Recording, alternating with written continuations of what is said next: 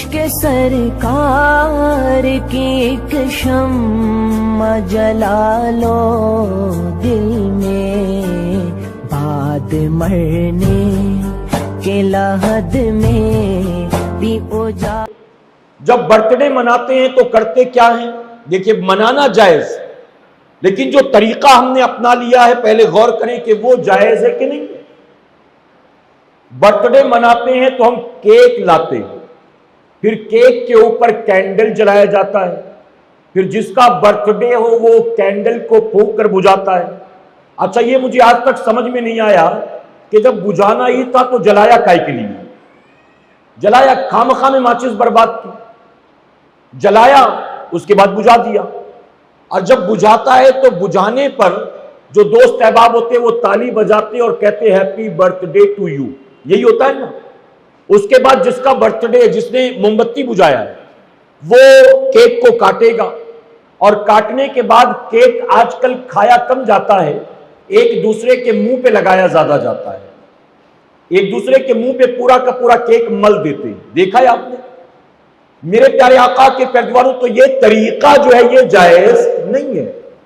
Cake हराम नहीं है, केक नाजायज चीज नहीं है, केक की मुमानियत नहीं है शरीयत में, लेकिन केक को खाता खिलाता तो ठीक था, लेकिन तूने पूरा का पूरा बर्बाद कर दिया, ये सही नहीं। इसी तरह से हमने देखा, और आप देखें, मैं चूंकि हैदराबाद ज्यादा जाता हूं, आंध्रा तेलंगाना का जिम्मेदार हूं, वहां मेरे दौरे ज्यादा होते, मैंने वहां देखा है, आपके यहां मुझे पता नहीं है। पहले केक काटते थे छुरी चाकू से, अब का थोड़ा सा और अपग्रेड होना चाहिए, कुछ नया होना चाहिए, तो अब केक काटने के लिए तलवार लेके निकलते हैं। देखा है आपने? तलवार लेके जाते, यानी चूरी चाकू से दिल भर गया, कहा कुछ और नया इजाद करें, तो कहा तलवार लेकर आते। केक काटने जा रहा है कि केक का मर्डर करने जा रहा है? आखिर क्या करने जा रहा है, पहले उससे ये पूछा जाए। मेरे प्यारे आका के प्यारे दीवानों, इसी तरह से मैंने एक नई चीज भी देखी, आपने भी देखा होगा, सोशल मीडिया पर चीजें आती रहती हैं, लोग फक्र के साथ बनाकर इसको वायरल करते हैं अपनी वाहवाही के लिए, नाम के लिए। जिस आदमी का बर्थडे होता है उसके नाम के हर लेटर के हिसाब से एक केक होता है, हर अल्फाबेट के हिसाब से। मसलन जिसका बर्थडे है, अगर उसका नाम अल्ताफ है तो कितने केक होंगे? एक केक पे ए लिखा होगा, दूसरे पे एल लिखा होगा, तीसरे पे टी लिखा होगा। यानी अब अल्ताफ के बर्थडे पर 6 केक कुर्बानी देने वाले हैं, 6 केक लाए जाएंगे अलग अलग अल्फाबेट वाले।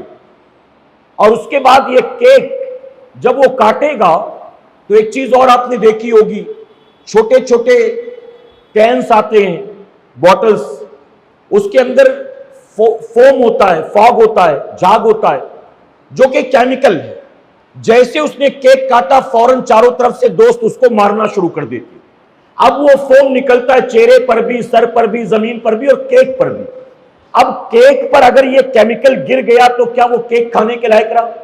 और वैसे भी खाना किसको है, वहां तो मुंह पे लगाना है सबको, मुंह पे। अब मुझे आप बताइए कि अगर ये एक केक, ये जो अल्ताफ के बर्थडे पर आया था, एक केक 1000 रुपए का है, तो 6 केक मतलब 6000 रुपए बर्बाद हुए। चलिए 1000 का नहीं 500 का लाया था तो 3000 रुपए बर्बाद हुए।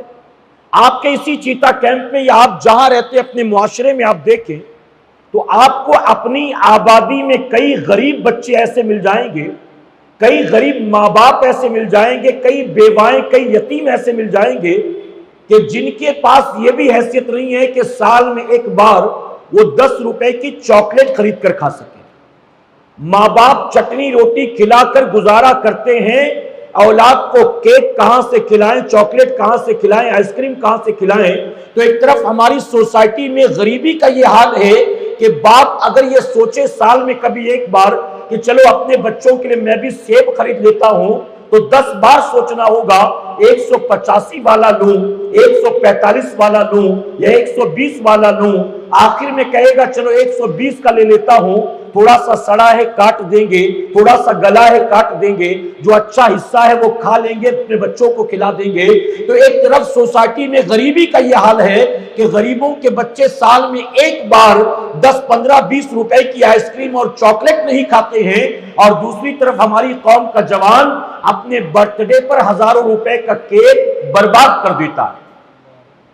मैं कहता हूं अगर केक ही काटना था ठीक है, मना नहीं है, लाओ, लेकिन ना कैंडल जलाते, ना ताली बजाते, ना गुनगुनाते, केक सामने लाकर रखते, फातिहा करते, 2 रकात मुसल्ला बिछाकर शुक्राने की अदा करते और अल्लाह का शुक्र अदा करते कि मौला आज मेरा बर्थडे, मैं 19 का था आज 20 का हो गया, मैं 24 साल का था आज 25 का हो गया। मौला ये जो उम्र मैंने पाई है इसमें इन दोस्तों का कोई हाथ नहीं है, मेरे माँ बाप का कोई हाथ नहीं है, दुनिया की फार्मास्यूटिकल कंपनीज का कोई हाथ नहीं है।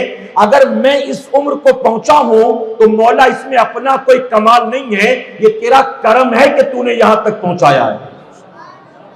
अगर तू चाहता तो मैं मां की कोख ही में दम तोड़ देता, अगर तू चाहता तो जमीन पर आकर मैं चंद सांसें लेता फिर दम तोड़ देता, अगर तू चाहता तो मैं बालिग भी ना होता, अगर तू चाहता तो मैं जवानी की दहलीज तक कदम भी ना रखता। अगर मैं आज तक जिंदा हो और 19 से 20 का हो गया हो तो मौला इसमें तेरा एहसान है। अल्लाह का शुक्र अदा करते और यूं दुआ करते कि मौला अब तक की जिंदगी मैंने अपनी मर्जी से गुजारा है, अब तेरी बारगाह में दरख्वास्त करता हूं आने वाली जिंदगी मुझे अपने और अपने हबीब की रजा के मुताबिक गुजारने की तौफीक अता फरमा। ये होना चाहिए था, लेकिन ये हो रहा है। अब जो असल बात बताना है वो सुनिए मेरे प्यारे आका के प्यारे दीवानों, ये बातें जो मैंने आपको बताई हैं, ये चीजें धीरे धीरे हमारे मुआशरे में पूरी तरह से दाखिल हो चुकी हैं और अक्सर घर ऐसे हैं जहां पर लोग बर्थडे मनाते हैं बिल्कुल अपना, बीवी का, बच्चों का, दोस्तों का, बिल्कुल ओपनली। मैं आपसे सवाल पूछता हूं, बताइए इस खुराफात के खिलाफ आपको कहीं कोई तहरीक आज तक नजर आई? इस खुराफात के खिलाफ आपको आपके चीता कैंप में कभी कोई तकरीर सुनाई दी है? किसी मस्जिद में जुमा में इस पर बयान हुआ? किसी मस्जिद में हैंडबिल इसके खिलाफ बांटा गया? अरे मैं कहता हूं कि खुराफात और बुराई दुनिया में बढ़ती जा रही है, इसके खिलाफ कभी आपको एक मैसेज भी नहीं आया होगा, सोशल मीडिया पर भी आपने कभी इसकी मुखालिफत नहीं देखी होगी। आज मुसलमान बर्थडे के नाम पर खुराफात